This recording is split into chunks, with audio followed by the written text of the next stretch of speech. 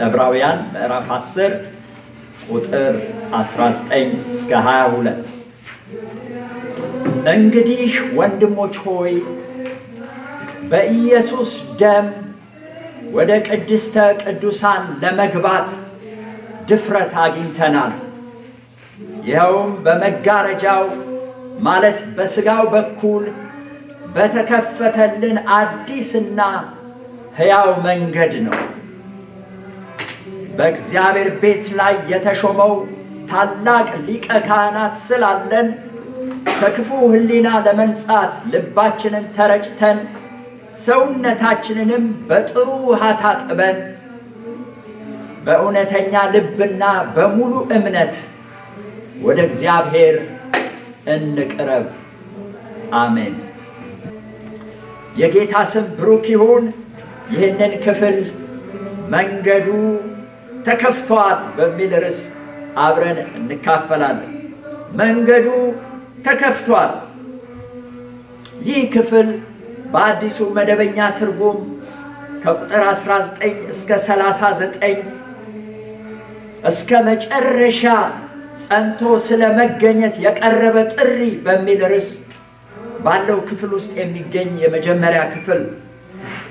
በዚህ ባነበብነው በቁጥር 19 እስከ 22 ውስጥ በእምነታችን እስከ መጨረሻ ልንጸና የሚገባን አንድ ዋና ሐሳብ አብረን እንመለከታለን። እርሱም ወደ እግዚአብሔር የምንቀርብበት መንገድ ተከፍቷል የሚል ተከፍቷል። እግዚአብሔር የተባረከው። ስለዚህ መንገዱ እንደተዘጋ ወደ እግዚአብሔር መቅረብን ሳንተው በተከፈተልን በዚህ መንገድ ሁልጊዜ ወደ እግዚአብሔር እየቀረብን እስከ መጨረሻ እንድንጸና የእግዚአብሔር ቃል በዚህ ክፍል ያስተምረናል። ወደ እግዚአብሔር የምንቀርበው ወገኖቼ ሆይ መንገድ በሆነው በጌታ በኢየሱስ ክርስቶስ በኩል ብቻ። የዕብራውያን መልእክት የተጻፈው ብሉይ ኪዳንን ጠንቅቀው ለሚያውቁ አይሁዳውያን ክርስቲያኖች ሲሆን እነዚህ አማኞች የአይሁድን እምነት ከወንጌል ጋር የመቀላቀል እንዲሁም ወደ ይሁዲነት የመሳብ አዝማሚያ ይታይባቸው ስለነበረ እስከ መጨረሻ በተቀበሉት በክርስቶስ ኢየሱስ በወንጌል ጸንተው እንዲኖሩ የሚያሳስባቸውን መልእክት ነው በዚህ ክፍል ውስጥ ለእኛም በጌታ በኢየሱስ ክርስቶስ ለምናምን ለሌሎቻችንም ጌታን ኢየሱስ ክርስቶስን በማመን ወደ እግዚአብሔር የምንቀርብበትን መንገድ አብረን የምንካፈለው። እንደምታውቁት የአይሁድ ሕዝብ የእግዚአብሔር ሕዝብ የሚባሉ ሕዝቦች ናቸው። በሮሜ ምዕራፍ 9 ላይ ለዚህ ለአይሁድ ሕዝብ የእግዚአብሔር ሕዝብ ለተባሉ ሕዝቦች የተሰጣቸውን ፕሪቪሌጅ የተሰጣቸውን መልካም ዕድል ሐዋርያው ጳውሎስ በቁጥር 4 እስከ 5 ባለው ክፍል ውስጥ እንደዚህ ብሎ ይናገራል። ሮሜ 9 ከ4 እስከ 5 እነርሱ እስራኤላውያን ናቸውና ልጅነትና ክብር ኪዳንም የሕግም መሰጠት የመቅደስም ሥርዓት የተስፋውም ቃል ለእነርሱ ናቸውና ለእስራኤላውያን ለእነርሱ ናቸውና አባቶችም ለእነርሱ ናቸውና ከእነርሱም ክርስቶስ በሥጋ መጣ። እርሱም ከሁሉ በላይ ሆኖ ለዘላለም የተባረከ አምላክ ነው። አሜን። እንዲህ የሆኑና የተባለላቸው አይሁድ በእነዚህ አይሁድ መካከል ከእነርሱ የመጣውን ክርስቶስን የተቀበሉ በጣም ጥቂቶች ነበሩ። በዕብራውያን መልእክት ውስጥ ክርስቶስን ከተቀበሉቱ መካከል አንዳንዶች በክርስቶስ እምነት ከመጽናት ወደ ኋላ ማለት፣ አንዳንዶች ደግሞ በክርስቶስ ላይ የቀደመውን የኦሪት ሥርዓት ለመጨመር እየተፈተኑ የነበሩበት ጊዜ ነበር። በዚህ በእግዚአብሔር ቃል እንዳነበብነው ከእግዚአብሔር ጋር ባላቸው ግንኙነት ጸንተው እስከ መጨረሻ እንዲጸኑ እንዲኖሩ ወደ እግዚአብሔር እንዲቀርቡ የቀረበን ጥሪ ነው የምንመለከተው። እንደምታውቁት አይሁዶች እግዚአብሔርን ይፈራሉ። ወደ እግዚአብሔር መቅረብ በቀላሉ እንደማይቻል ያስባሉ። ለዚህ ደግሞ ትልቁ ምክንያታቸው የተቀበሉት የቀደመው የብሉይ ኪዳን ሥርዓትና ለዛ ሥርዓት የነበራቸው መረዳት ነበር። በአዲስ ኪዳን ውስጥ ሆነው እንደ ብሉይ ኪዳን ስለሚያስቡ የአዲስ ኪዳንን ፕሪቪሌጅ መጠቀም አልቻሉም። የአዲስ ኪዳንን መልካም ዕድል መጠቀም አቅቷቸው ነው። አክቹዋሊ በአዲስ ኪዳን ውስጥ ሆነን እንደ ብሉይ ኪዳን የምናስብ ከሆነ ወደ እግዚአብሔር መቅረብ አንችል። ለዚህ ነው ሐዋርያ ጳውሎስ በሁለተኛ ቆሮንቶስ ምዕራፍ 4 ላይ ይመስለኛል ወደ ሕጉ ስንቀርብ በፊቱ ላይ መጋረጃ እንዳደረገ እንደ ሙሴ ይሆንብናል፣ ወደ ክርስቶስ ስንቀርብ ግን መጋረጃ ይወገዳል ይላል። እግዚአብሔር የተባረከ። ወደ ክርስቶስ ስንቀርብ ወደ እግዚአብሔር ለመቅረብ አክሰስ ይኖረናል፣ እድል ይኖረናል። መንገዱ ተከፍቷል። ጌታ የተባረከ ይሁን። መንገዱ በክርስቶስ ተከፍቷል። ስለዚህ የዕብራውያን ጸሐፊ በዚህ ክፍል ውስጥ በዕብራውያን ምዕራፍ 10 ላይ የዚህን መንገድ መከፈት ወደ እግዚአብሔር መቅረብ ወደ እግዚአብሔር እንዳይቀርቡ ይከለክላቸው የነበረው የብሉይ ኪዳን ሥርዓት ምን ማለት እንደሆነ ከአዲስ ኪዳን ጋር እያነጻጸረ የሚናገረውን ክፍል አብረን እንመለከታለን። ሕጉ ወደፊት ለሚመጡት መልካም ነገሮች ጥላ ነው እንጂ እውነተኛው አካል አይደለም ይላል። ቁጥር 1 ላይ ስትመለከቱ ሕጉ ወደፊት የሚመጡ መልካም ነገሮች ጥላ እንጂ እውነተኛ አካል አይደለም። ስለዚህ በጥላ አይኖርም፣ በአካሉ ነው የሚኖር።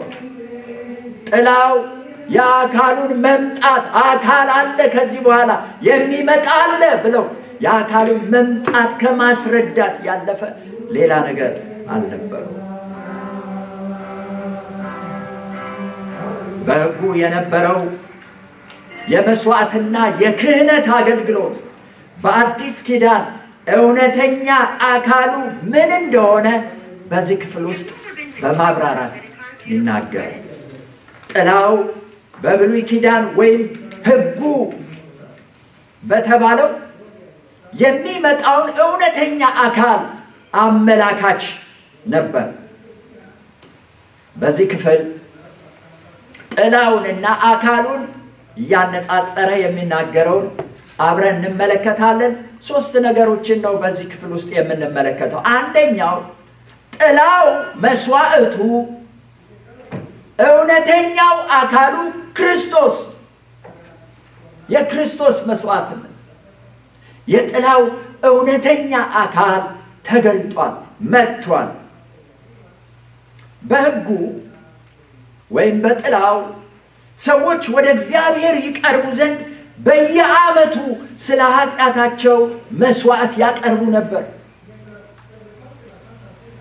አንድ ጊዜ የሚቀርበው መስዋዕት ለሁል ጊዜ ስለማያነጻቸው በየዓመቱ ለኃጢአት የሚሆን መስዋዕት ማቅረብ ነበረባቸው። ይህንን በቁጥር 1 እስከ 3 ባለው ክፍል ውስጥ ትመለከታላችሁ። ሕጉ ወደፊት ለሚመጡት መልካም ነገሮች ጥላ እንጂ እውነተኛ አካል አይደለም። ስለዚህ በየዓመቱ ዘወትር ያለማቋረጥ የሚቀርበው ተደጋጋሚ መስዋዕት ለአምልኮ የሚቀርቡትን ሰዎች ፍጹም ሊያደርጋቸው ከቶ አይችልም። በአዲሱ መደበኛ ትርጉም ነው የማነበው። ፍጹም ሊያደርጋቸው ቢችል ኖሮ መስዋዕትን ማቅረቡን ይተውት አልነበረምን? ደግሞም ለአምልኮ የሚቀርቡ ሰዎች ለአንዴና ለመጨረሻ ጊዜ ስለሚነጹ በሕሊናቸው ኃጢአተኝነት ባልተሰማቸውም ነበር። ነገር ግን እነዚህ መስዋዕቶች በየዓመቱ ኃጢአትን የሚያስታውሱ ናቸው። ኃጢአተኛ ነህ፣ ስለዚህ መስዋዕት ማቅረብ አለብህ እያሉ በየዓመቱ ኃጢአትን ያስታውሳሉ እንጂ ሰዎችን በሕሊናቸው ፍጹማን እንዲሆኑ ሊያደርጓቸው አልቻሉም። አልቻሉም። የሚቀርቡትን ሰዎች ፍጹም ንጹሕ ሊያደርጓቸው አልቻሉም። ቢችሉ ኖሮ በየዓመቱ መስዋዕትን ማቅረብ ይተዉ ነበር ብሎ ነው የሚናገረው። እነዚህ እንደ ሕጉ የሚቀርቡ መስዋዕቶች ኃጢአትን ሊያስወግዱና እግዚአብሔርን ደስ ሊያሰኙት አልቻሉም። ኃጢአትን ለዘላለም የሚያስወግድ የሕጉ እውነተኛ አካል የሆነው ክርስቶስ ኢየሱስ ብቻ ነው። ጌታ የተባረከ ይሁን። ከቁጥር 4 እስከ 8 ይህንን እንመለከታለን። ምክንያቱም የኮርማዎችና የፍየሎች ደም ኃጢአትን ማስወገድ አይችልም። ስለዚህ ክርስቶስ ወደ ዓለም በመጣ ጊዜ እንዲህ ብሏል፣ መስዋዕትንና መባን አልፈለክም፣ ሥጋን ግን አዘጋጀህልኝ። በሚቃጠል መስዋዕትና ለኃጢአት በሚቀርብ መስዋዕት ደስ አልተሰኘህም። በዚያን ጊዜ እንዲህ አለ፣ ስለ እኔ በመጽሐፍ እንደተጻፈ አምላክ ሆይ እነሆኝ ፈቃድህን ለማድረግ መጥቻለሁ። ቁጥር 8 ሕጉ ይህን እንዲያደርግ ቢያዝም እርሱ ግን በመጀመሪያ መስዋዕትንና መባን የሚቃጠል መስዋዕትንና ስለ ኃጢአት የሚቀርበውን መስዋዕት አልፈለክም፣ ደስም አልተሰኘህበትም ይላል። የሚገርም ነገር። የሚቀርበው የቀደመው መስዋዕት በእግዚአብሔር ፊት ደስ የሚያሰኝ አልነበረም። እግዚአብሔር ደስ አልተሰኘበትም። ደጋግሞ ቁጥር 6 ላይ ቁጥር 8 ላይ ደስ አልተሰኘህበትም፣ በሚቀርበው መስዋዕት በኮርማዎች በፍየሎች ደም ደስ አልተሰኘህም ብሎ ይናገራል። ደስ አልተሰኘህም። ጌታችን ሲመጣ ግን ቁጥር 7 ላይ እንደምናነብ ስለ እኔ በመጽሐፍ እንደተጻፈ ፈቃድህን ላደርግ መጥቻለሁ። እግዚአብሔር የተባረከ ይሁን። ፈቃድህን ላደርግ መጥቻለሁ። የአብን ፈቃድ ለመፈጸም መጣ። ሕጉ ሊፈጽመው ያልቻለው አክቹዋሊ በሕጉ እንደተጻፈ በመጽሐፍ እንደተጻፈ ይላል። በሕጉ እንደተጻፈ ሕጉ ሊፈጽመው ያልቻለውን ጥላው ሲታይ እውነተኛው አካል ክርስቶስ መጣ። የአብን ፈቃድ ፈጸም። ክብር ለእግዚአብሔር ይሁን። ክርስቶስ የጥላው እውነተኛ አምሳል። ቆላስይስ ምዕራፍ 2 ቁጥር 17 ላይ እንዲህ የሚል የእግዚአብሔር ቃል ተጽፏል። ቆላስይስ 2:17 እነዚህ ሊመጡ ያሉ ነገሮች ጥላ ናቸውና አካሉ ግን የክርስቶስ ነው ይላል። ጌታ የተባረከ ይሁን። አካሉ የክርስቶስ ነው። አካሉ ክርስቶስ ሲመጣ የጥላው አገልግሎት ተፈጸመ ማለት ነው። ለአካሉ አስረከበ ጥላው። ለዚህ ነው በገላትያ ምዕራፍ 3 ቁጥር 24 ላይ የእግዚአብሔር ቃል እንደዚህ የሚለው ገላትያ 3:24 እንደዚህ በእምነት እንጸድቅ ዘንድ ሕግ ወደ ክርስቶስ የሚያመጣ ሞግዚታችን ሆኗል ይላል። ወደ ክርስቶስ የሚያመጣ ሞግዚታችን ሆኗል። እምነት ግን መጥቷልና ከእንግዲህ ወዲህ ከሞግዚታችን በታች አይደለንም ይላል። እግዚአብሔር የተመሰገነ ይሁን። ሞግዚታችን የሚለው ምኑ ነው? ሕጉን፣ ጥላውን። ለምንድን ነው ከሞግዚታችን በታች ያልሆን ነው? አካሉ ስለመጣ፣ ክርስቶስ ስለመጣ። ስለዚህ ቁጥር 26 በእምነት በኩል ሁላችሁ በክርስቶስ ኢየሱስ የእግዚአብሔር ልጆች ናችሁ ይላል። እግዚአብሔር የተመሰገነ ይሁን። የእግዚአብሔር ልጆች ናችሁ። የሕግ ሥራ ሰዎችን ወደ ክርስቶስ ማምጣት ነው። የሕጉ ሥራ እንደ መጥምቁ ዮሐንስ ነው። ሰዎችን ወደ ክርስቶስ መምራት፣ ወደ ክርስቶስ ማመልከት፣ ወደ እውነተኛው አካል ወደ እርሱ ሰዎችን መምራት። ጌታ የተባረከ ይሁን። ክርስቶስ መጥቶ የአብን ፈቃድ ሲያደርግ ቁጥር 8 እስከ 10 ላይ እንዲህ የሚል ቃል ታነባላችሁ። ዕብራውያን 10 ላይ ነው።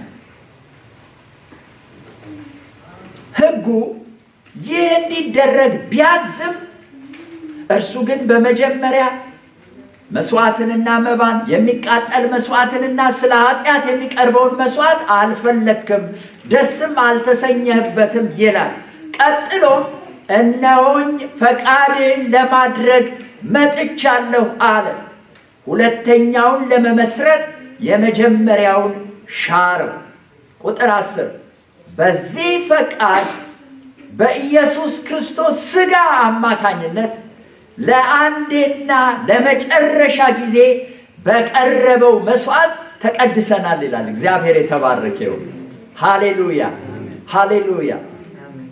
ጥላው ሕጉ የቀደመው መስዋዕት ሊያደርገው ያልቻለውን ነገር፣ ሊፈጽመው ያልቻለውን ነገር አካሉ ክርስቶስ በመጣ ጊዜ ለአንዴና ለመጨረሻ ጊዜ ፈጸመው ይላል። ክብር ለእግዚአብሔር ይሁን። ክብር ለእግዚአብሔር ይሁን። ወገኖቼ ክርስቶስ መጥቶ ያደረገውን በዚህ ክፍሉ ስትመለከቱ የእግዚአብሔርን ፈቃድ አደረገ። ፈቃድህን ላደርግ መጥቻለሁ። ምን ነበር የእግዚአብሔር ፈቃድ? የእግዚአብሔር ፈቃድ ፍጹም በሆነው በእውነተኛው መስዋዕት የዓለምን ኃጢአት ለአንዴና ለመጨረሻ ጊዜ ማስወገድ ነው። ክብር ለእግዚአብሔር ይሁን። ክብር ለእግዚአብሔር ይሁን። የቀደሙት መስዋዕቶች ያልቻሉትን፣ እግዚአብሔርን ደስ ሊያሰኙ ያልቻሉትን፣ ኃጢአትን ሊያስወግዱ ያልቻሉትን እነዛን መስዋዕቶች አስቀርቶ ስለ ራሱና ስለ ኃጢአት ያስተሰርይ ዘንድ የብሉይ ኪዳን ካህን እግዚአብሔርን ደስ ለማሰኘት ራሱንና መስዋዕቱን ይዞ ወደ ቅድስት ይገባ ከነበረው ይልቅ እግዚአብሔርን ደስ የሚያሰኝ እውነተኛ መስዋዕት ይዞ ክርስቶስ ወደ ቅድስት ገባ። ሻር ጌታ የተባረከው ጌታ የተባረከው። ቁጥር 10 ላይ ይህንን ነው የምንመለከተው። በዚህም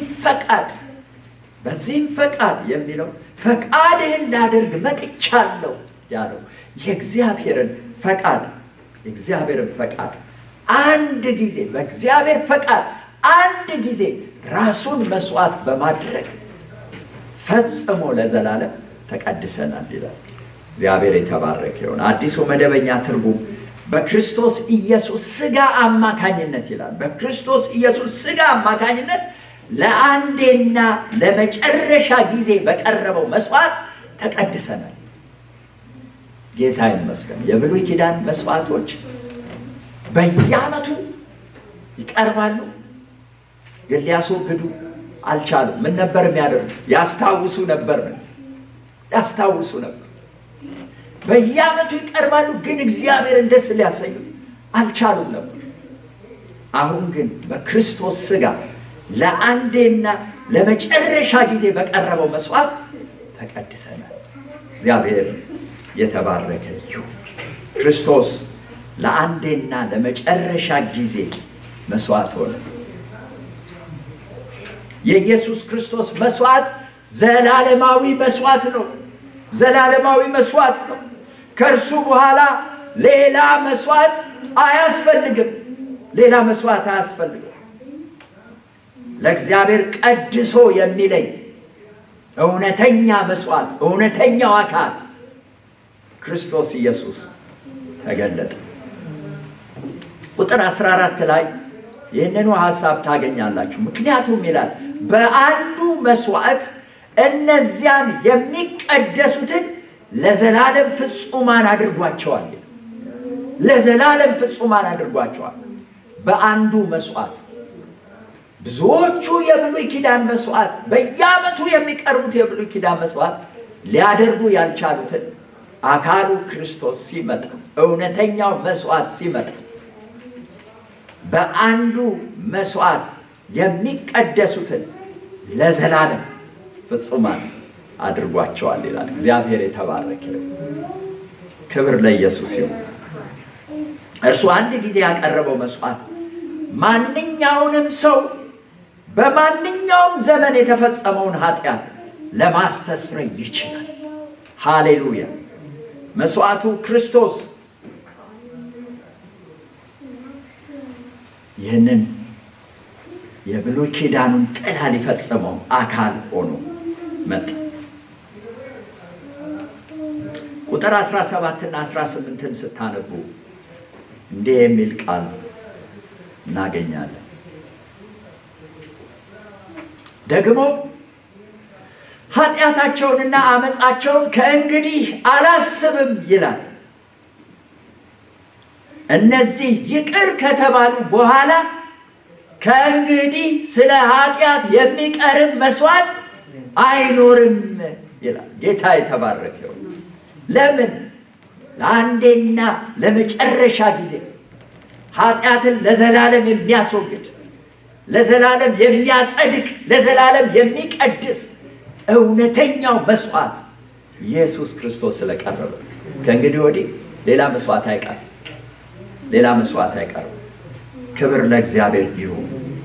በአዲስ ኪዳን ሙሉ ለሙሉ የኃጢአትን ስርየት የሚያስገኝ ሌላ መስዋዕት ከእንግዲህ ወዲህ እንደማያስፈልግ በዚህ ክፍል ላይ ያደርጋል። አያስፈልግም።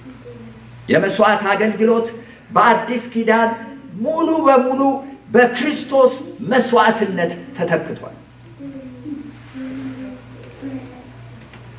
ሙሉ ለሙሉ በክርስቶስ መስዋዕትነት ተፈጽሟል። የብሉይ ኪዳን መስዋዕቶች ጥላ ነበሩ። አካሉ ክርስቶስ ኃጢአትን ለዘላለም የሚያስወግድና የሚቀድስ ፍጹም መስዋዕት ሆኖ ተገልጧል። ሃሌሉያ! እግዚአብሔር የተመሰገነ ይሁን።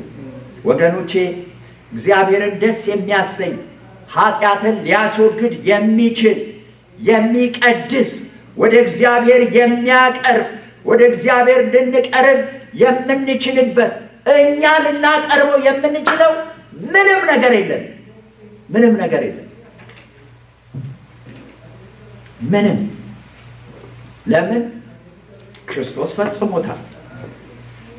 ኃጢአትን ለኃጢአት የሚቀርብ ምንም መስዋዕት የለም። እውነተኛው መስዋዕት የዓለምን ኃጢአት የሚያስወግድ የእግዚአብሔር በግ ብሎ የመሰከረለት ዮሐንስ ስለ ዓለም ሁሉ ኃጢአት በመስቀል ላይ የተሰዋው የሞተው ዋጋ የከፈለው ክርስቶስ ብቻ ነው። ክርስቶስ ብቻ። ወገኖቼ ከኢየሱስ በቀር እግዚአብሔርን ደስ የሚያሰኝ መስዋዕት የለም። ከኢየሱስ በቀር ለኃጢአታችን ስርየት እግዚአብሔር የሚቀበለው ሌላ መስዋዕት የለም። ሕጉን ሲጠቅስ ቅድም ሰምታችኋል አይደል? ቢኖር ኖሮ ሌላ መስዋዕት ማቅረብ ባላስፈለገ ነበር። አሁን ግን ለአንዴና ለመጨረሻ ኢየሱስ መስዋዕት ሆነ። ጌታ የተባረከ ይሁን። ሁለተኛው ጥላው እና አካሉ ሊቀ ካህናቱ ናቸው። ሊቀ ካህናቱ የሊቀ ካህናቱ ጥላ እውነተኛው ሊቀ ካህናት ክርስቶስን የሚያመለክት ነበር። ጌታ የተባረከ ይሁን። በቁጥር 11 ላይ ስለ ብሉይ ኪዳን ሊቀ ካህናት እንዲህ ብሎ ይናገር ነበር። ካህን ሁሉ በየዕለቱ ቆሞ አገልግሎቱን ያከናውናል። ኃጢአትን ማስወገድ ከቶ የማይችሉትን እነዚያኑ መስዋዕቶች ዘወትር ያቀርባል ይላል። የተለመደው እነዚያኑ መስዋዕቶች በየዕለቱ እያቀረበ ሊቀ ካህናቱ አገልግሎቱን ለማከናወን ሁልጊዜ ይቆማል ይላል። ሁልጊዜ ይቆማል። የሊቀ ካህኑ አገልግሎት በየጊዜው እነዛን ኃጢአትን ሊያስወግዱ የማይችሉትን መስዋዕቶች ማቅረብ ቢዚ ናቸው ሊቀ ካህናት። እነዚያን መስዋዕት በማቅረብ በየጊዜው በየዓመቱ ይቆማል። ይህንን መስዋዕት አቅርበው ደግሞ ስለ ኔክስት ይር ያስባል፣ ደግሞ ስለሚቀጥለው መስዋዕት ያስባል። ኃጢአትን ማንጻት ቢችሉ ኖሮ ማቅረብን በተዉ ነበር። ግን ስለማይችሉ በየዓመቱ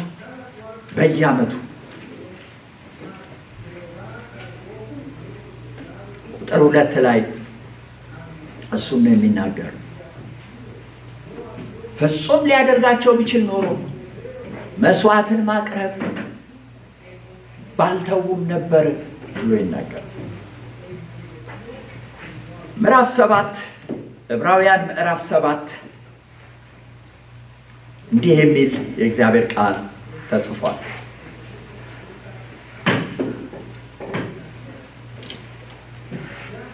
ቁጥር 22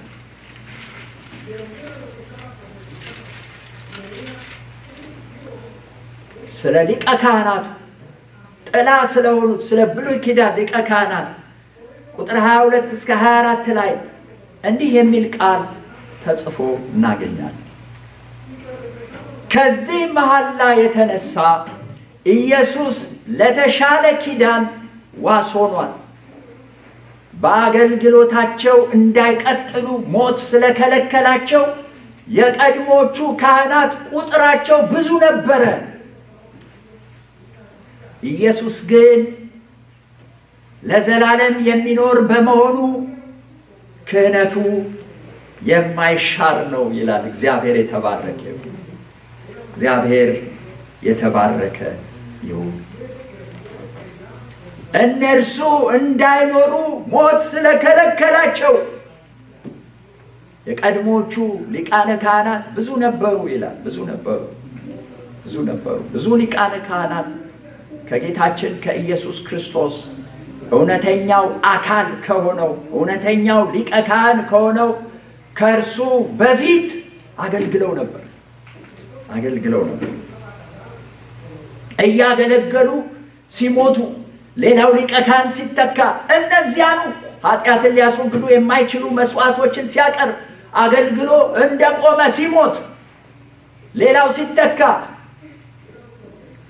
ሞት አገልግሎታቸውን እየቀጨ ወይም እያስቆመ ለሌላው እየተተካ እውነተኛው አካል እስኪመጣ ድረስ የቀደመው የክህነት አገልግሎት እንደዚህ ነበረ ብሎ ነው የሚናገረው። እንደዚህ ነበር።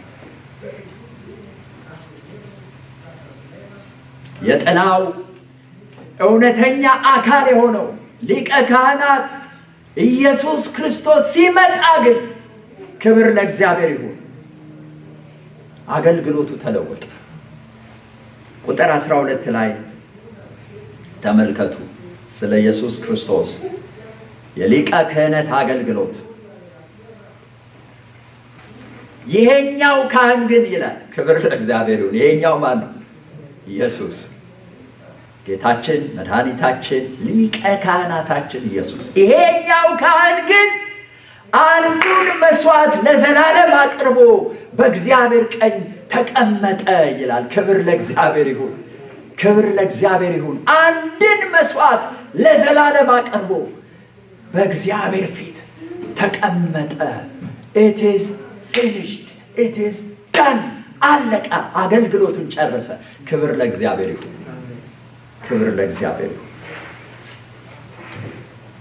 የብሉይ ኪዳን ሊቃነ ካህናት ቅድስተ ቅዱሳን ውስጥ መቀመጥ አይችሉም ነበር። አገልግሎታቸው አላለቀም። ለሚቀጥለው መስዋዕት መቆም አለባቸው። ለሚቀጥለው መስዋዕት መዘጋጀት አለባቸው። ኢየሱስ ግን ሃሌሉያ፣ ይሄኛው ሊቀ ካህን ግን አንድን መስዋዕት ለዘላለም አቅርቦ በእግዚአብሔር ቀኝ ተቀመጠ። ክብር ለእግዚአብሔር ይሁን። የኢየሱስ ክርስቶስ አንድን መስዋዕት ራሱን አቅርቦ መቀመጡ ከእንግዲህ ወዲህ ራሱንም ሆነ ሌላን መስዋዕት አያቀርብም። በእግዚአብሔር ቀኝ መቀመጡ እግዚአብሔር አብ የክርስቶስን መስዋዕትነትና የክርስቶስን ሊቀ ክህነት መቀበሉን ያመለክታል። ፈጽሞታል ኢየሱስ። ክብር ለእግዚአብሔር ይሁን። ክብር ለእግዚአብሔር። እግዚአብሔርን የሚያስደስትና እግዚአብሔር የተቀበለው መስዋዕት እግዚአብሔር የተቀበለው ሊቀ ካህን ኢየሱስ ክርስቶስ ብቻ ነው። ክብር ለጌታ ይሁን። የመስዋዕትና የሊቀ ክህነት አገልግሎት ጥላነት በአካሉ በክርስቶስ ተፈጸመ። ሌላ መስዋዕት እንደማያስፈልግ ሁሉ ሌላ ሊቀ ካህናትም አያስፈልገንም። ክብር ለእግዚአብሔር ይሁን። ሊቀ ካህናታችን የእግዚአብሔር ልጅ ጌታችን መድኃኒታችን ኢየሱስ ክርስቶስ አብን ደስ ያሰኘ እውነተኛ መስዋዕት ያቀረበ አብ የተቀበለው አገልግሎቱን ጨርሶ በቀኙ የተቀመጠ ሊቀ ካህናታችን ኢየሱስ። ሃሌሉያ ሃሌሉያ። የዕብራውያን ጸሐፊ ይህን ካለ በኋላ ወደ ቁጥር 19 ሲመጣ እንግዲህ ወንድሞች ሆይ ይላል። ጌታ የተባረከ ይሁን። እንግዲህ ወንድሞች ሆይ፣ ከዛ ወደ ሶስተኛው ሐሳብ ይሄዳል። ወደ እግዚአብሔር መግባት ተችሏል ይላል። ጌታ የተባረከ ይሁን። ተችሏል ወንድሞች ሆይ፣ ተችሏል ወደ እግዚአብሔር መግባት። መንገዱ ተከፍቷል፣ በሩ ተከፍቷል። ክብር ለእግዚአብሔር ይሁን። ለምን? እውነተኛው መስዋዕት ኢየሱስ ክርስቶስ መስዋዕት ሆኗል። እውነተኛው ሊቀ ካህን ስራውን ሰርቶ ጨርሷል። እንግዲህ ወንድሞች ሆይ በሉ ግቡ፣ ቶሎ ቶሎ ገባ ገባ በሉ ነው። ሃሌሉያ! ቶሎ ቶሎ ግቡ፣ መንገዱ ተከፍቷል። ክብር ለእግዚአብሔር። ተከፍቷል። አሁን ወደ እግዚአብሔር መቅረብ ሩቅ አይደለም። አሁን ወደ እግዚአብሔር መቅረብ የማይቻል አይደለም። ወደ እግዚአብሔር መቅረብ የሚያስፈራ አይደለም። ከሊቀ ካህናታችን የተነሳ ክብር ለእግዚአብሔር፣ ከሱ የተነሳ ከኢየሱስ የተነሳ ጥላው ስላለፈ አካሉ ስለመጣ እውነተኛው መስዋዕት እውነተኛው ሊቀ ካህናት ስለመጣ የጌታ ስም ብሩክ ይሁን። ቁጥር 19 ላይ እናነባለን። እንግዲህ ወንድሞች ሆይ በኢየሱስ ደም ወደ ቅድስተ ቅዱሳን ለመግባት ድፍረት አግኝተናል ይላል። ክብር ለእግዚአብሔር ይሁን። ድፍረት አግኝተናል። ሃሌሉያ! ወደ ቅድስተ ቅዱሳኑ በሕጉ በጥላው በቀደመው ሊቀ ካህናት አሰራር ወደ ቅድስተ ቅዱሳን ማንም ሰው አይገባም፣ ገብቶም አያውቅ። ስለነሱ ሊቀ ካህኑ ለራሱና ለሕዝቡ ኃጢአት መስዋዕት ይዞ በፍርሃትና በመንቀጥቀጥ ያቺን የማትታለፍ መጋረጃ አልፎ ይገባል እንጂ ማንም ወደ ቅድስተ ቅዱሳን አይገባም። አሁን ግን ሃሌሉያ! አሁን ግን ከመስዋዕቱ የተነሳ ከሊቀ ካህኑ የተነሳ የእግዚአብሔር ቃል እንደሚል በኢየሱስ ደም ወደ ቅድስተ ቅዱሳን መግባት ድፍረት አግኝተናል። ክብር ለእግዚአብሔር ይሁን። እንዴት አይነት ፕሪቪሌጅ ነው አዲስ ኪዳን የሰጠ! የሚያስገርም ነው። ወደ እግዚአብሔር መቅረብ ችለናል። ወደ እግዚአብሔር መግባት ችለናል። ተፈቅዷል። በነፃነት ለመግባት ተፈቅዷል። ይገርም። ወደ እግዚአብሔር መቅረብ እንችላለን። ዛሬ ለብዙዎች እንዴት ይሄ ስብከት ራሱ የድፍረት ይመስላል። በምህረትና በርኅራኄ ስሙኝ እንደፍራለን። ምክንያቱም ቃሉ ስለሚል ቃሉ ስለሚል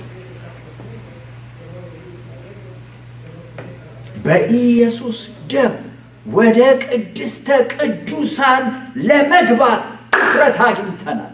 ክብር ለእግዚአብሔር ይሁን። ድፍረት አግኝተናል። ሐዋርያው ቅዱስ ጳውሎስ በኤፌሶን ምዕራፍ 2 ቁጥር 13 ላይ ይህንን ቃል ይናገራል። ኤፌሶን 2:13 አሁን ግን እናንተ በፊት ርቃችሁ የነበራችሁ በክርስቶስ ኢየሱስ ሆናችሁ በክርስቶስ ደም ቀርባችኋል ይላል። እግዚአብሔር የተባረከ ይሁን። ቀርባችኋል። ሩቅ የነበራችሁ ምን ሆናችኋል? ቀርባችኋል። እንዴት? በክርስቶስ ደም። የጌታ ስም ብሩክ ይሁን። ጥላው ወደ እግዚአብሔር አያቀርበንም። አካሉ ግን ሃሌሉያ፣ አካሉ ግን ወደ እግዚአብሔር ወደ ቅድስተ ቅዱሳን ወደ ሕልውናው ወደ መገኘቱ ያቀርበናል። ክብር ለእግዚአብሔር ይሁን። ያቀርበናል። በደሙ አጥቦ አንጽቶ ቀድሶ ወደ እግዚአብሔር ያቀርበናል። የጌታ ስም ብሩክ ይሁን። በደሙ ወደ ቅድስተ ቅዱሳን ለመግባት ድፍረት ይሰጠናል። ቁጥር 20 ላይ እንዲህ ይላል። ከ19 ቀጥሎ ድፍረት አግኝተናል ይልና ይኸውም ድፍረት ያገኘ ነው ማለት ነው። ይኸውም በመጋረጃው ማለት በስጋው በኩል በተከፈተልን አዲስና ሕያው መንገድ ነው ይላል። ለዚህ ነው መንገዱ ተከፍቷል ያለ። ተከፍቷል። እስቲ መንገዱ ተከፍቷል በል። መንገዱ ተከፍቷል። በተከፈተልን በአዲስና በሕያው መንገድ በሱ በኩል ወደ እግዚአብሔር መቅረብ እንችላለን። የጌታ ስም ብሩክ ይሁን። በተከፈተልን በሕያው መንገድ ወገኖቼ፣ ወደ እግዚአብሔር ለመግባት መንገዱ ተከፍቷል። አዲስና ሕያው መንገድ፣ ወደ እግዚአብሔር የሚያስገባን መንገድ። ይሄ መንገድ ራሱ ክርስቶስ መንገዱ ክርስቶስ። በዮሐንስ ወንጌል ምዕራፍ 14 ቁጥር 6 ላይ ጌታችን መድኃኒታችን ኢየሱስ ክርስቶስ ራሱ እንደዚህ አለ፣ እኔ መንገድና እውነት ሕይወትም ነኝ፣ በእኔ በቀር ወደ አብ የሚመጣ የለም አለ። ጌታ የተባረከ። መንገዱ እኔ ነኝ። ይሄ መንገድ ሲከፈት በእርሱ በኩል ማንም ሰው ወደ እግዚአብሔር መቅረብ ይችላል። ታናሽ፣ ታላቅ፣ ወንድ፣ ሴት፣ ባሪያ፣ ጨዋ፣ አሕዛብ፣ አይሁድ ሳይባል ማንም ሰው በእርሱ በኩል ወደ እግዚአብሔር ይቀርብ ዘንድ ክርስቶስ መንገድ ሊሆነን ሥጋውን በመስቀል ላይ ቆርሶታል። ጌታችን መድኃኒታችን ኢየሱስ ክርስቶስ በመስቀል ላይ ሥጋውን በቆረሰ ጊዜ መጽሐፍ ቅዱስ እንዲህ ይነግረናል። የቤተ መቅደስ መጋረጃ፣ ያ የማይደፈረው፣ ያ የማይሞከረው፣ ያ የማይታለፈው፣ የማይገባው የቤተ መቅደስ መጋረጃ ከላይ እስከታች ለሁለት ተሰነጠቀን።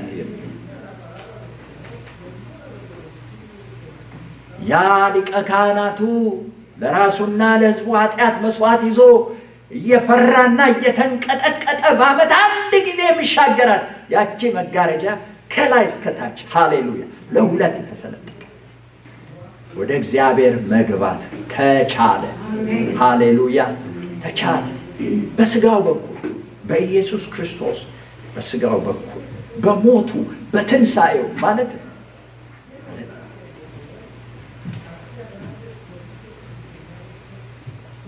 ወደ ቅድስተ ቅዱሳን መግባት እንዲቻል ሆነ። የዕብራውያን ጸሐፊ በክርስቶስ ሥጋ በኩል አዲስ መንገድ ተከፈተልን፣ ስለዚህ ከተከፈተው ከዚህ መንገድ የተነሳ ወደ እግዚአብሔር ለመግባት ድፍረት ሆነልን ነው የሚል። ድፍረት ሆነልን። ወገኖቼ ቢ ኮንፊደንት፣ እርግጠኛ ሁኑ። በዚህ መንገድ ወደ እግዚአብሔር መግባታችሁን እርግጠኛው። ሌላ መንገድ የለም። ሌላ መንገድ የለም። ወደ እግዚአብሔር የሚያስገባን መንገድ ክርስቶስ ነው። በደሙና በሥጋው መስዋዕትነት በሞቱና በትንሣኤው ወደ እግዚአብሔር እንገባ ዘንድ መንገዱን ከፈተው። መንገዱን ከፈተው። ሌላ መንገድ የለም። በሌላ መንገድ ወደ እግዚአብሔር ለመቅረብ ወደ እግዚአብሔር ለመግባት መሞከር ትርፉ ድካም ነው። መንገዶች ሁሉ ወደ እግዚአብሔር አይወስዱም። ወደ እግዚአብሔር የሚወስደው መንገድ አንድ ነው፣ እርሱም ጌታችን ኢየሱስ ክርስቶስ። በሌላ መንገድ የመሄድ መብታችን የተጠበቀ ነው። መድረሻችን ግን መንገዱ የሚወስደን ጋር ነው እንጂ ወደ እግዚአብሔር አይሆንም። ወደ እግዚአብሔር ምክንያቱም ሰው ሁሉ ወደ እግዚአብሔር መቅረብ ይችል ዘንድ፣ ሰው ሁሉ ወደ እግዚአብሔር መግባት ይችል ዘንድ እግዚአብሔር መርቆ የከፈተው መንገድ ኢየሱስ ክርስቶስ ብቻ። ክብር ለእግዚአብሔር። ዋው! ይሄን መንገድ ያገኙ፣ በዚህ መንገድ የሄዱ ምንኛ የታደሉ ናቸው። እኔን ጨምሮ እናንተንም። በኢየሱስ ወደ እግዚአብሔር እንቀርብ ዘንድ ድፍረት አለን። ክብር ለእግዚአብሔር ይሁን። እንግዲህ ወደ እግዚአብሔር ለመግባት ድፍረት ካለን ይህንን ድፍረት በክርስቶስ ሞትና ትንሣኤ ካገኘ እንዴት እንግባ? እንዴት እንቅረብ? 3 ሐሳቦችን አጠር አድርጌ ነግራችሁና ጨርሳለሁ። እንዴት እንቅረብ? እንዴት እንግባ? ቀጥሎ ያሉት ቁጥሮች ይህንን ሐሳብ ነው የሚነግረን። ቁጥር 23 ቁጥር 22 እና 23 ቁጥር 22 ከክፉ ሕሊና ለመንጻት ልባችንን ተረጭተን ሰውነታችንንም በጥሩ ውሃ ታጥበን በእውነተኛ ልብና በሙሉ እምነት ወደ እግዚአብሔር እንቅረብ ይላል። 3 ነገሮችን ሰብሰብ አድርጌ ነግራችኋለሁ። አንደኛ እንዴት እንቅረብ? በመንጻት እንቅረብ። በመንጻት እንቅረብ። ክብር ለእግዚአብሔር ይሁን። እንኳን መንገዱ ተከፈተ እንጂ መግባት ቀላል ነው አይደል? እንኳን ተከፈተ። የጌታ ስም ብሩክ ይሁን። እንግዲህ ወደዚህ መንገድ ለመግባት መንገዱ መንጻት ይጠይቃል። ዝም ብሎ በቆሻሻ አይኬድም። በቆሻሻ አይኬድም። ታጠቡ፣ ሰዎች ታጠቡ። የጌታ ስም ብሩክ ይሁን። ታውቃላችሁ ከዚህ ቀደም ሕጉ የመንጻት ስርዓት የሚል ነበር። የመንጻት ስርዓት የሚል ነበር። ለዚህ ለመንጻት ስርዓት ደግሞ አንደኛው የኃጢአትና የበደል መስዋዕት ማቅረብ አለባቸው ለመንጻት።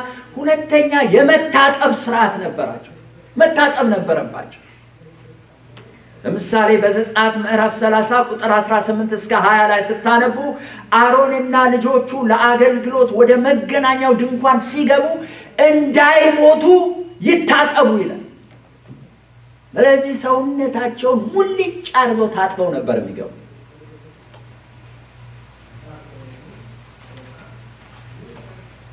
ታጠቡ። ለነገሩ ሰውነታችሁንም ታጠቡ፣ ግን ሰውነትን በመታጠብ አይደለም። በዚህ መንገድ የሚሄደው ሰውነትን በመታጠብ አይደለም። ወገኖቼ ሆይ የሰውን ሕይወት ኢን ኤንድ አውት ፈጽሞ የሚያጥብና የሚያነጻ ሃሌሉያ ስለ ኃጢአታችን የፈሰሰው የክርስቶስ ኢየሱስ ደም። ክብር ለኢየሱስ ይሁን። ክብር ለኢየሱስ ይሁን። ኃጢአቴን ምን ያጥበዋል? የክርስቶስ ደም ብቻ ነው።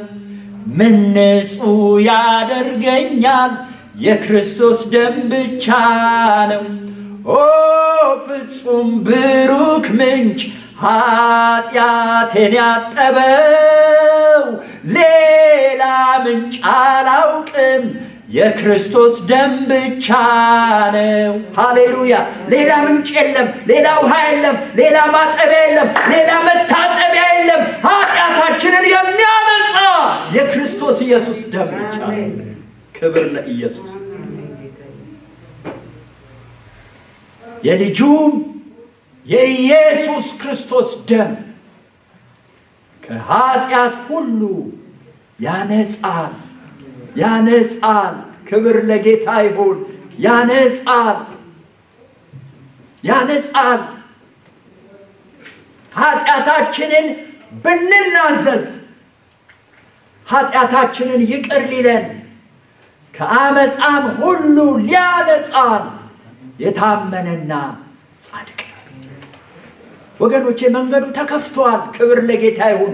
በሩ ተከፍቷል። ወደ እግዚአብሔር መቅረብ እንችላለን። ነገር ግን እንነጻ ዘንድ ኢየሱስ ደሙን ስለኛ በመስቀል ላይ አፍስሷል። ክብር ለጌታ ይሁን። ወገኖቼ፣ ለመንጻት ሌላ የሚያነጻ ነገር የለም። የሚያነጻ የኢየሱስ ክርስቶስ ደም። ስለዚህ በንስሐ ወደ እርሱ እንቅረብ። እርሱ ያጥበናል፣ ያነጻናል፣ ያቀርበናል ወደ እግዚአብሔር። ሁለተኛ፣ በእውነተኛ ልብ እንቅረብ። በእውነተኛ ልብ። በቀድሞ ትርጉም ይሄንን በቅን ልብ ይለዋል። እግዚአብሔር የተባረከ። በቅን ልብ በውስጥ ሰውነታችን በፍጹም ታማኞች ሆነን በመገኘት ለእግዚአብሔር እውነተኞች ሆነን መጽሐፍ ቅዱስ ሲናገር ሁሉ ነገር በእግዚአብሔር ዓይኖች ፊት ምንድን ነው ይላል? የተራቆተና የተገለጠ። በተራ አማርኛ እግዚአብሔርን መሸወድ አይቻልም። እግዚአብሔር እውነተኞችን ይፈልጋል።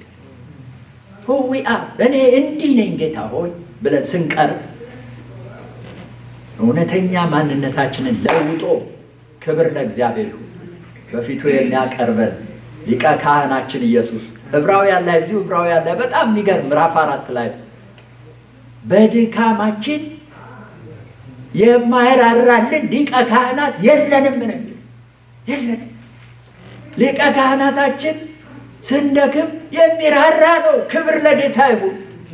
ብቻ ምን እንሆንኛ? እውነተኞች፣ ቅኖች። ማጭበርበር የለመደ ሰው እግዚአብሔርንም ሊያጭበረብር ይሞክራል እኮ። በጣም አስቸጋሪ ነን እኛ። እግዚአብሔር ይርዳን። አይጭበረበርም፣ እግዚአብሔር አይሸወድም። እሱ ሁሉን ያውቅ። በቀነን ማን አንተ ሲለን እኔ ያዕቆብ ነኝ ማለት አለበት። ያልሆነውን ሳይሆን እኔ ያዕቆብ። ይስሐቅን መሸወድ ይቻል ይሆናል፣ እግዚአብሔርን ግን መሸወድ አይቻልም። እግዚአብሔር እውነተኞችን ይፈልጋል። በማስመሰል በተንኮል በትዕቢት ሳይሆን በቅን ልብ በእውነተኛ ልብ እንቅረብ።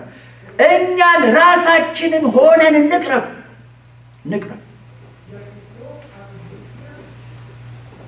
ይህን ማድረግ ያለብን በቅንና በእውነተኛ ልብ መቅረብ ያለብን ይሄ የእኛን ውሳኔ የእኛን ፈቃድ ስለሚጠይቅ የእኛን ፈቃድ ይጠይቅ። እኛንን የምንቀር እኔ እንደዚህ ነኝ ብለን ማንም ስለኛ ቅን ሊሆን አይችልም። ማንም ስለኛ እውነተኛ መሆን አይችልም። አንዳንድ ጊዜ ተሸውዳችሁ አታውቁ?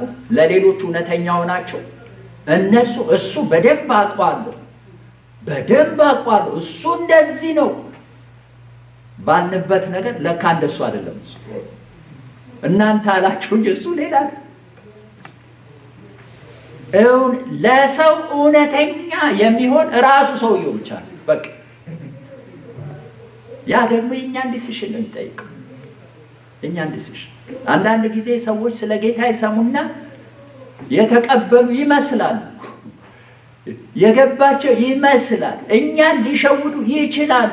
ወደ እግዚአብሔር ግን ሸውዱ አይገባም፣ አይቀርብም። እውነት ነው፣ በእውነት ነው የሚቀርበው። ስለዚህ ቢ ኦነስት፣ እውነተኞች ሁኑ፣ ታማኞች ሁኑ፣ ቅን ልብ ይኑራችሁ፣ ተንኮል አስወግዱ።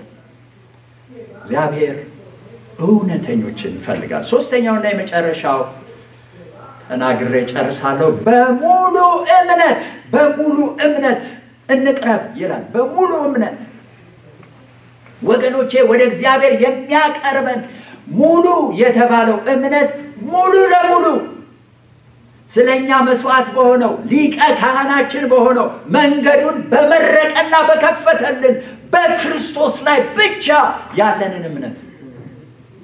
በነገራችን ላይ አዲስ ኪዳን እምነት የሚለው በክርስቶስ ላይ ያለን እምነት ነው። ሃይማኖት በክርስቶስ ላይ ያለን እምነትን ነው የሚያወራው እንጂ ጴንጤነት፣ እንትንነት ምናምን እሱን አይደለም። በክርስቶስ ያለን እምነት ነው ወደ እግዚአብሔር የሚያቀርብ። በቤተ እምነታችን ላይ ያለን እምነት አይደለም። ወይም ሊያቀርቡን ይችላሉ በምንላቸው ያለን እምነት አይደለም። በተመረቀው መንገድ የሚሄዱ በመንገዱ የሚያምኑ ሰዎች ናቸው። የሚያምኑ ሰዎች አንዳንዴ የሆነ ስካይላይን የሚባሉ መንገዶች አሉ። በጣም ያስፈሩ መንገዶች። ሞክራችሁ ከሆነ በእነዛ መንገዶች ላይ የሚሄዱ ሰዎች መንገዱን የሚያምኑ ሰዎች ናቸው። አለዚያ አንዳንዱ በቃ ይሄ በመስታወት ምናምን ስታዩ አንዳንዴ በቃ እዛ ላይ ሲንፈራፈሩ ሲሞቱ እሪ ሲሉ ምናምን ታያላችሁ። ግን ምንም እኮ አይሆንም። ቢሄዱ መንገዱ መንገድ ነው። ግን ትረስት ይጠይቃል። ማመን አለ። ወገኖቼ እኔን ባታምኑ የእግዚአብሔርን ቃል እመኑ። ኢየሱስን አምኖ የሚከስር የለም። ሃሌሉያ። ኢየሱስን ይዛችሁ መድረሻችሁ ሲኦል አይሆንም። የዚህ መንገድ መድረሻ በጣም የታወቀ ነው፣ እግዚአብሔር ጋር። ሃሌሉያ። እግዚአብሔር ጋር በቃ ማመን፣ ኢየሱስን ማመን። ምናልባት እንደው ይሄ መንገድ ሌላ ጋር ይወስደኝ ይሆን አይባልም። መንገዱ መድረሻ የታወቀ ነው። እልቅ ሌላውን መንገድ ጠርጥሩ። ሌላውን መንገድ በደንብ ጠርጥሩ። የት ሊያደርሷችሁ እንደሚችሉ ጠርጥሩ እንጂ መንገዱ ኢየሱስ አይጠረጠርም። እሱ ያደርሰናል። ክብር ለጌታ ይሁን። እናምነዋለን፣ ያደርሰናል። የአዲስ ኪዳንን መልእክት ሁሉ ስታነቡ በእኔ የሚያምን መድረሻው በቃ የዘላለም ሕይወት ነው። መድረሻው የእግዚአብሔር መንግስት ነው። መድረሻው መንግስተ ሰማያት።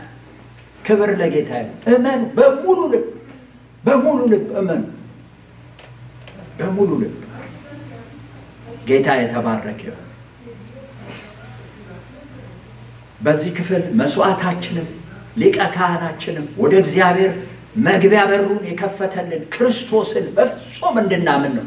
በሙሉ ልብ እንቅረብ የሚለን ገላትያ 3:26 በእምነት በኩል ሁላችን በክርስቶስ ኢየሱስ የእግዚአብሔር ልጆች ነን ይላል። በእምነት በኩል በክርስቶስ ኢየሱስ የእግዚአብሔር ልጆች ነን። በሙሉ ልባችን በማመን በእውነተኛ ልብ፣ በቅን ልብ፣ በመንጻት በእግዚአብሔር ፊት መቅረብ አለብን።